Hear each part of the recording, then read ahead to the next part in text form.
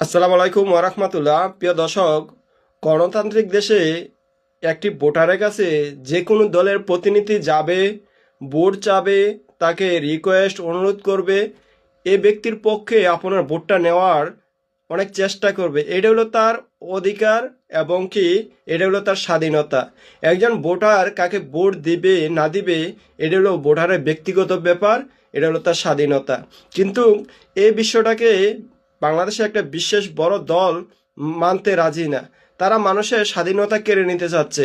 তারা বলার চেষ্টা করতেছে যে বাংলাদেশে একমাত্র রাজনীতি আমরাই করব, আমরাই তোমাদের কাছে ভোট চাবো, আর কেউ তোমাদের কাছে ভোট চাইতে পারবে না, তোমরাও কাউকে ভোট দিতে পারবে না। আমাদেরকে ভোট দিবে এই সমাজে বসবাস করতে হলে, এই রাষ্ট্রে বসবাস করতে হলে। দেখুন না তাদের তাদের আচার ব্যবহার, তারা যে কোনো জায়গায় যে কোনো লোকের উপরে আক্রমণ করে, হামলা করে, মামলা করে, মারপিট করে। একজন দেখা যায় জামাত ইসলামে একজন মহিলা কর্মী ভোট চাইতে গেছে, তার উপরে তার সাথে খারাপ ব্যবহার করতেছে, আক্রমণ করতেছে।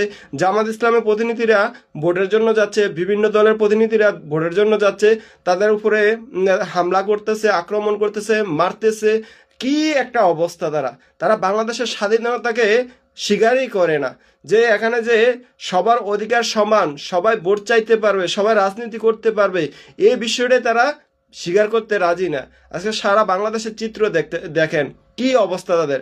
তাদেরকে প্রতিহত করুন, তাদেরকে প্রত্যাখ্যান করুন, তাদেরকে ভোট দিয়ে আর জালেম শাসকের ন্যায় তাদেরকে ক্ষমতায় বসাইয়েন না, তাহলে আমরা সারা জীবন এগুলো ভুগতে হবে। আজকে দেখেন স্বাধীনতা কোথায়?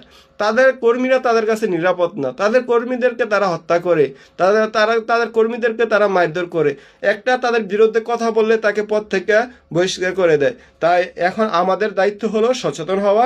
তারা যাই করুক, জুলুম করুক, অন্যায় করুক, অত্যাচার করুক, আমাদেরকে মারুক, ধরুক, যাই করুক, ভোটের ব্যালটের মাধ্যমে আমরা জবাব দিতে হবে ইনশাআল্লাহ। আল্লাহ আজিজ।